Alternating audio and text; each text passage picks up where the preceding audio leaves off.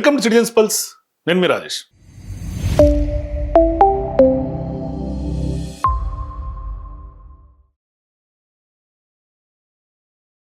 ఇవాళ రాష్ట్ర రాజకీయాన్ని, మరీ ముఖ్యంగా తెలంగాణలో జరుగుతున్నటువంటి పాలిటిక్స్ని ఒక మైనర్ బాలికకు సంబంధించినటువంటి పోక్సో కేసు, దాని చుట్టూతా ఉన్నటువంటి మినిస్టర్ కొడుకు భాగవతం, యూనియన్ మినిస్టర్ కుమారుడు అందులో ఇన్వాల్వ్ అవటం, ఆరోపణలు ఎదుర్కొంటాం, దీని చుట్టూతా స్టేట్ పాలిటిక్స్ తిరుగుతూ ఉన్నాయి.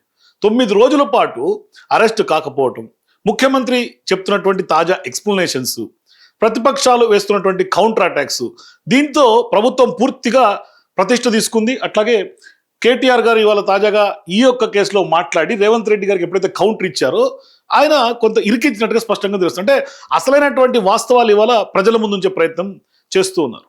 అంటే ఇదొక క్రిమినల్ కేసుగా దీన్ని చూడాల్సినటువంటి దానికంటే కూడా ఇప్పుడు తెలంగాణ రాష్ట్ర రాజకీయాల్లో ఈ యొక్క case power, police, politics, protection, దీని చుట్టూతా తిరుగుతున్నటువంటి అతి పెద్ద రాజకీయ యుద్ధంగా మనం దీన్ని స్పష్టంగా చెప్పవచ్చు.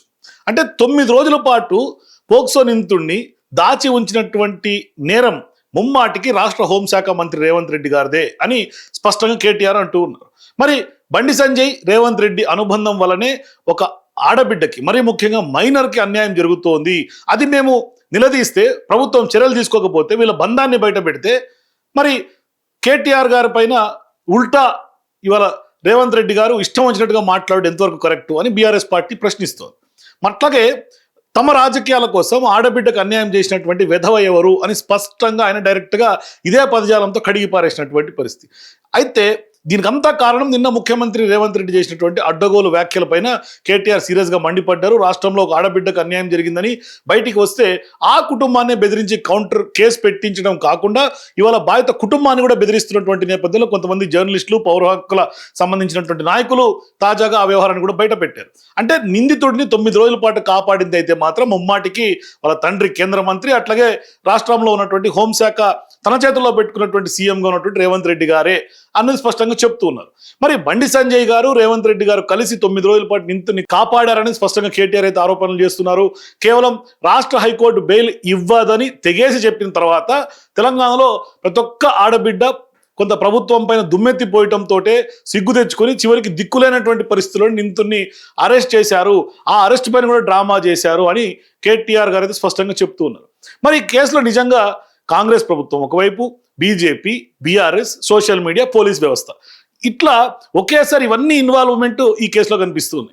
మరీ ముఖ్యంగా జాతీయ స్థాయి మీడియా ఎప్పుడైతే రంగంలో దిగిందో, సోషల్ మీడియా మొదటి నుంచి గలం విప్పుతోందో, తద్వారానే ఇవాళ ఆడబిడ్డకు అన్యాయం జరగకుండా ఆడబిడ్డకి న్యాయం జరిగినటువంటి పరిస్థితి. అంటే నిందితుని అరెస్ట్ చేయడంలో కూడా సోషల్ మీడియా పాత్ర చాలా కీలకంగా మనకు కనిపిస్తుంది. అంటే ఈ మొత్తం వ్యవహారంలో ముఖ్యమంత్రి రేవంత్ రెడ్డి ఇచ్చినటువంటి తాజా ఎక్స్ప్లెనేషన్స్ ఇప్పుడు అతని లీడర్షిప్ ఇమేజ్ పైనే అతి పెద్ద ప్రశ్నలు లేవనెత్తు ఉన్నాయి. నిజంగా ఒక సీఎం స్థాయిలో ఉన్నటువంటి వ్యక్తి మాట్లాడా, లేదంటే ఆయన ఇంకా అపోజిషన్ లీడర్గానే ఉన్నాడా అన్న డౌట్స్ అయితే ఇప్పుడు పెద్ద ఎత్తున ప్రజలు మాట్లాడుకుంటున్నారు. తెలంగాణ రాజకీయాల్లో కూడా బిగ్గెస్ట్ క్రిటిసిజం వస్తుంది ఈ వ్యవహారంలో.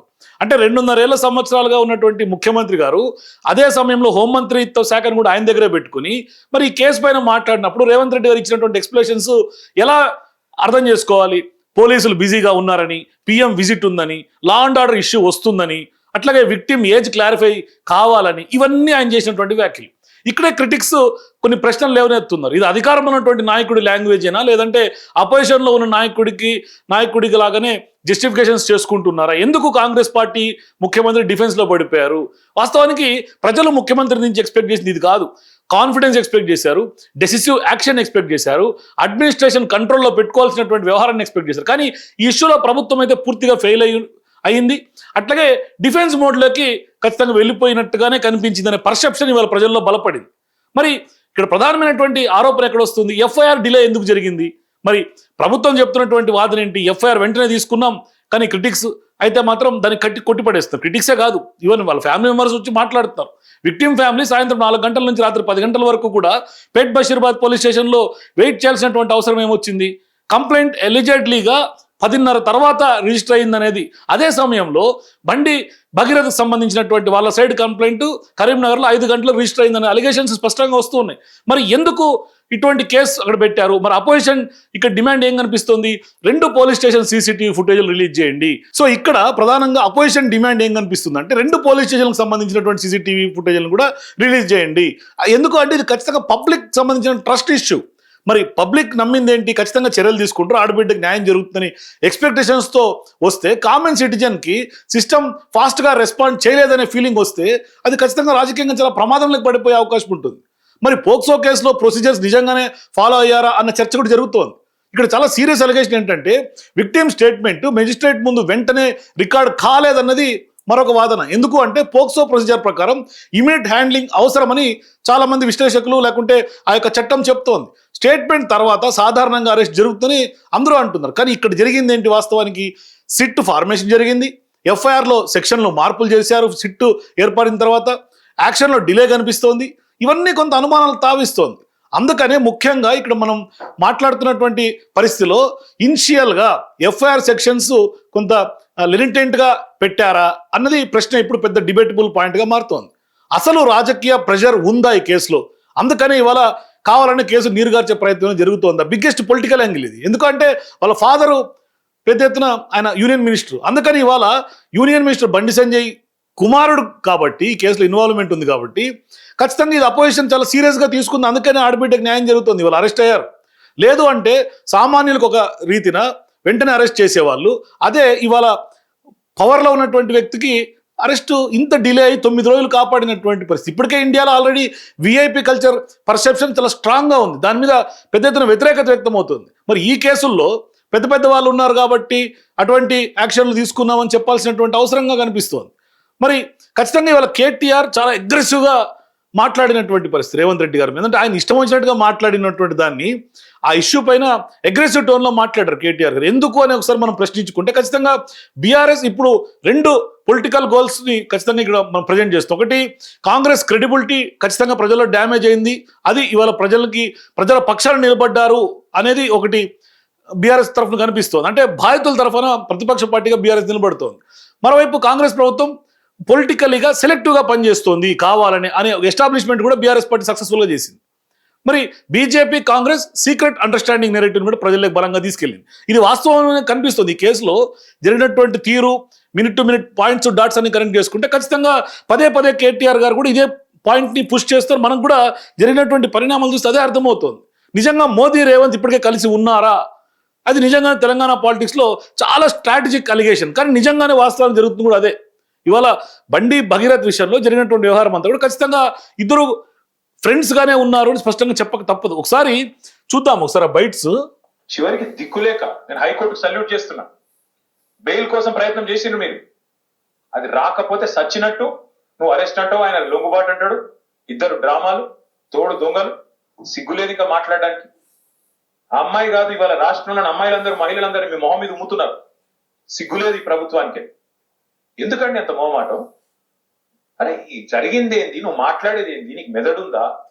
హైట్ ఒకటే తక్కువ అనుకున్నా, బుర్ర కూడా తక్కువ రేవంత్ రెడ్డికి. ఇంత అన్యాయమా?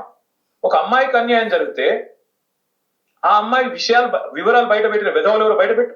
ఇప్పుడు 15 మంది మీద కేసు అయింది పేట బషీరాబాద్. ఎవరు ఆ విధవలు? బీజేపీ. ఆ అమ్మాయి హనీ ట్రాప్ అని రాసిన విధవలు ఎవరు మీడియాలో? నేను అడుగుతున్నా, ఎవరు ఆ విధవ మీడియా ఏది? సో ఇప్పటి వరకు కేసులు పెట్టిన తర్వాత ఆ యొక్క డీటెయిల్స్, బాధితుల తరఫున డీటెయిల్స్ ఎవరు అన్నది ఇప్పటిదాకా బయట పెట్టలా. పోలీసులు కూడా ఇప్పటిదాకా దానికి సంబంధించి ప్రెస్ మీట్ పెట్టలా. హోంశాఖ మంత్రి, ముఖ్యమంత్రి ఈ కేసు మీద మాట్లాడుతున్నాడు తప్ప పోలీసులు ఇప్పటిదాకా ఏం జరిగింది ఏంటనే విషయాన్ని ఇప్పటిదాకా ప్రజల ముందు ఉంచినటువంటి పాపాను పోలా. ఆ సిట్కి సంబంధించినటువంటి అధికారి కూడా ఏదో చిన్న బయట ఇచ్చింది తప్పితే పూర్తి స్థాయిలో అరెస్ట్ తర్వాత ఎవరైనా ఏ నిందితుడైనా అరెస్ట్ తర్వాత ఇది జరిగింది మేము ఇట్లా చేసాం, మా యాక్షన్ ఇది అని స్పష్టంగా పోలీస్ శాఖ చెప్తుంది. కానీ ఇవాళ ముఖ్యమంత్రి గారే దాన్ని ఓవర్టేక్ చేసి పోలీసుల్ని ఆ ఫెయిల్యూర్ని ఎత్తి చూపేలాగా ఆయన పదే పదే మాట్లాడుతున్నటువంటి నేపథ్యం మనకు కనిపిస్తుంది. నిజంగా ఇవాళ పోలీసులు అంత చేతగాని వాళ్ళు అయిపోయారా తెలంగాణ రాష్ట్రంలో అని స్పష్టంగా ఇక్కడ ఇదే కేసు ఉదాహరణ. నేను పొద్దున వచ్చినప్పుడు వీడియో చూసిన, ఆ 9 రోజులు ఆ పిల్లగాడు ఎక్కడ దాక్కున్నాడట అంటే ముఖ్యమంత్రి గారి బంధువులు ఎవరిదో హాస్పిటల్ ఉందట, మెడికవర్ ఏదో, అలా దాచిపెట్టి 28వ అంతస్తులు అని చెప్తున్నారు.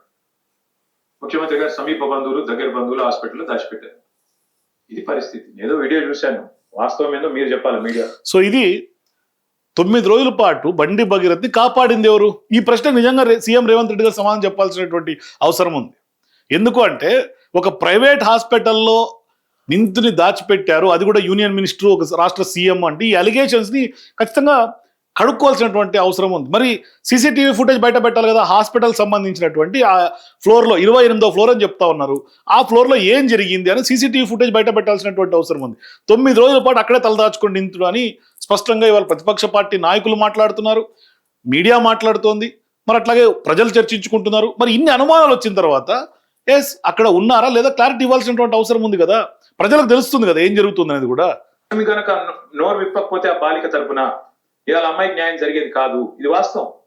హైకోర్టుకు నేను హృదయపూర్వకంగా ఆ అమ్మాయి తరపున, లక్షలాది మంది బాలికల తరపున ఈ రాష్ట్రంలో నేను సల్యూట్ చేస్తాను. ఎందుకంటే మీరు సరైన నిర్ణయం తీసుకోవడం వల్ల విధి లేక ఇద్దరు తోడు దొంగలకి ఆ పిల్లగాన్ని తీసుకొచ్చి అప్పచెప్పాల్సి వచ్చింది వ్యవస్థకి, న్యాయ వ్యవస్థకి. లేకపోతే న్యాయం జరిగేది కాదు. మీడియా మౌనం, కేంద్ర మంత్రులు మౌనం, కేంద్ర ప్రభుత్వం మౌనం, రాష్ట్ర ప్రభుత్వం మౌనం. ఇన్ని వ్యవస్థలు ఒకటైతే కూడా చివరికి న్యాయ వ్యవస్థ వల్ల ఇలా అమ్మాయికి న్యాయం జరిగింది ఫైనల్ గా. ఇంతకంటే ఎక్కువ నేను ఆ విషయంలో మేమేం రాజకీయం చేయలేదు, చెయ్యబోము. కానీ ఎవరికి అన్యాయం జరిగినా మేము పోరాటం చేశాం 2.5 ఏళ్లలో. అది లగచర్లలో కావచ్చు, వెలుగుమట్లలో కావచ్చు, లేదా మా మహబూబ్ నగర్ లో జరిగిన కూల్చివేతలు కావచ్చు, హైడ్రా విక్టిమ్స్ కావచ్చు, మూసీ బాధితులు కావచ్చు. మేమే కొట్లాడింది ఈ రాష్ట్రంలో. మళ్ళీ ఇప్పుడు రైతులకు అన్యాయం జరుగుతుంటే కూడా పోరాటం చేసేది మేమే. ఈ యొక్క అంశాన్ని బీఆర్ఎస్ పార్టీ ఖచ్చితంగా సక్సెస్ అయిందని చెప్పుకోవాలి. ఈ అంశంలో అంటే ప్రతిపక్ష పార్టీగా ప్రజల తరఫున ఇవాళ ప్రభుత్వంలో ఉన్నటువంటి వైఫల్యాలను ప్రశ్నిస్తా, అట్లాగే బాధితుల పక్షాన్ని నిలబడి వాళ్ళు న్యాయం జరిగేలాగా పోరాటం చేసినటువంటి దానికి నిజంగా హ్యాట్స్ ఆఫ్ చెప్పాలి. ఎందుకంటే ఈ ప్రభుత్వానికి ఇంత కూడా చలనం లేదు. ఏం జరిగినా, ఒక అమ్మాయికి జరిగినా, అన్యాయం జరిగినా పట్టించుకునే పరిస్థితి లేదు, రైతులు ఆగం పట్టిపోయినా పట్టించుకునే పరిస్థితి లేదు. అనేక అంశాల్లో ఇవాళ ప్రతిపక్ష పార్టీ నిలబడుతోంది. నిజంగా ఆ లీడర్షిప్కి మనం సెల్యూట్ చేయాల్సిందే. అంటే అందరూ అనుకుంటున్నారేమో కాంగ్రెస్ కంటే కాక్రోచ్ బెటర్ అనుకుంటున్నారో. నాకు ప్రధాన ప్రతిపక్షం దేశంలో ఫెయిల్ అయింది కాబట్టి కాంగ్రెస్ కంటే కాక్రోచ్ బెటర్ అనుకుంటున్నారు కావచ్చు. సో అది అంటే ఇక్కడ ప్రతిపక్షం సక్సెస్ఫుల్ గా వెళ్తూ ఉంటే జాతీయ స్థాయిలో ప్రతిపక్ష పార్టీగా కాంగ్రెస్ ఫెయిల్యూర్ అయింది కాబట్టి కాంగ్రెస్ కంటే కాక్రోచెస్ బెటర్, అందుకని అంత స్థాయిలో ఫాలోవర్స్ పెరుగుతున్నారు, యూత్ లో యాంగర్ పెరుగుతుంది అని కేటీఆర్ గారు చెప్పినటువంటి పరిస్థితి. అంటే నిజంగానే ఇవాళ కాక్రోచ్ బెటర్ అని ప్రజలు నమ్ముతూ ఉన్నారు. కాంగ్రెస్ కంటే కూడా కాక్రోచ్ బెటర్ అనేది ప్రజలు నమ్ముతూ ఉన్నారు. ఇక 9 రోజులు నిందితుడిని కాపాడినటువంటి వ్యవహారం పక్కన పెడితే అసలైనటువంటి ఇప్పటిదాకా ఆ యొక్క మెడికవర్ ఎవరైతే నిజంగా అది కనుక ఇన్వెస్టిగేషన్ లో తేలి అక్కడే కనుక తల దాచుకున్నాడు బండి భగీరథ్ అని తెలిస్తే ఖచ్చితంగా వాళ్ళ మీద కేసులు పెట్టాల్సినటువంటి అవసరం ఉంది. మరోవైపు ఎక్కడ సంగప్ప అన్న చర్చ తెలంగాణలో బలంగా సాగుతోంది. ఎందుకు అంటే ఆ కేసు మొదట్లో పెద్ద ఎత్తున మధ్యవర్తిత్వం వహించి సెటిల్మెంట్ చేసే ప్రయత్నం చేసి పోక్సో చట్టం ప్రకారం అవన్నీ కూడా శిక్షార్హం కాబట్టి ఖచ్చితంగా ఈ కేసులో అటువంటి ప్రయత్నాలు చేసినటువంటి సంగప్ప గారి మీద ఎందుకు కేసులు పెట్టలేదు, లేదు వాళ్ళ తండ్రి గారైనటువంటి క్యాబినెట్ మంత్రి మీద ఎందుకు కేసులు పెట్టలేదు, ఇటువంటి చర్చ ప్రజల్లో జరుగుతూ ఉంది. మరోవైపు మన మాజీ ఐపీఎస్ అధికారి ప్రవీణ్ కుమార్ గారు కూడా అదే డిమాండ్ చేస్తున్నారు, ఎందుకు కేసులు పెట్టలేదు, ఎఫ్ఐఆర్ ఎందుకు కట్టలేదు అని. స్పష్టంగా కట్టాల్సినటువంటి అవసరం ఉంది. బండి సంజయ్ పేరు ఉండాలిగా, సంగప్ప పేరు ఉండాలి కదా. వాళ్ళని ఎందుకు మీరు అక్యూజ్ కాలంలో పెట్టడం లేదు? ఇలా నేను అడుగుతా ఉన్నా. తెలంగాణ సమాజం కూడా 1000 కళ్ళతో ఎదురు చూస్తా ఉన్నది. ఇలా మీరు టైం లైన్ చూస్తే సరే, బండి సంజయ్ మరి ఆయన మీద మీరు పెట్టాల్సిన సెక్షన్లు మీకు ఇష్టం లేదు, ఆయన కూడా మేము ప్రజలకు అర్థమయ్యేటట్టు చెప్పాల్సిన బాధ్యత మా మీద ఉన్నది. అది ఇవాళ ప్రతిపక్షం ప్లే చేస్తున్నటువంటి పాత్ర. మరోవైపు ఖచ్చితంగా ఈ యొక్క బండి భగీరథ్ వ్యవహారంలో అనేక అంశాలు తెర మీదకి వస్తున్నాయి. ఒకటి, కాంగ్రెస్ బీజేపీ పబ్లిక్లో ఫైట్ చేసుకుంటున్నాయి, తెర వెనుకల రాజకీయ మెట్లు నడుపుతుంది. మరోవైపు ఒక క్రిమినల్ కేసు, ఒక సెన్సిటివ్ కేసు, ఒక మైనర్ అమ్మాయి కేసు ఇవాళ రాష్ట్ర రాజకీయాలతో ముడిపెట్టి రేవంత్ రెడ్డి గారు దాన్ని పొలిటిసైజ్ చేసి పెద్ద ఎత్తున ఆ ప్రెస్ మీట్లో కూడా కేటీఆర్ గారిని అనేక రకాలుగా గతంలో ఉన్నటువంటి అనేక అంశాలని తవ్వి పట్టగాల్సి మీదేసే ప్రయత్నం చేశారు. అంటే మళ్ళీ డైవర్షన్ పాలిటిక్స్ తెరలేపే ప్రయత్నం చేసినప్పటికి కూడా ఇవాళ కేటీఆర్ గారు అట్లాగే బీఆర్ఎస్ పార్టీ నాయకులు వాస్తవాలు ప్రజల్లోకి తీసుకెళ్తున్నారు కాబట్టి ఖచ్చితంగా సోషల్ మీడియా మాట్లాడుతుంది, మీడియా మౌనంగా ఉంది, కేంద్ర ప్రభుత్వం రాష్ట్ర ప్రభుత్వం మౌనంగా ఉన్నప్పుడు కూడా నిజంగా కేటీఆర్ గారు చెప్పినట్టుగా స్పష్టంగా బాధితుల తరఫున ఇవాళ బీఆర్ఎస్ పోరాడుతోంది. సోషల్ మీడియా, ఇండిపెండెంట్ జర్నలిస్టులు అందరూ మాట్లాడుతున్నటువంటి సందర్భంగా ఇవాళ బాధితురాలకి కొంత న్యాయం జరిగిందని స్పష్టంగా చెప్పుకోవచ్చు. సో నిజంగా బండి భగీరథ్ వ్యవహారంలో ఇంత రాజకీయం జరుగుతున్నటువంటి నేపథ్యంలో నెక్స్ట్ ఎవరెవరి మీద కేసులు పెట్టాల్సినటువంటి అవసరం మీ అభిప్రాయాలు కింద కామెంట్స్ చెప్పండి. For more videos please watch citizens pulse.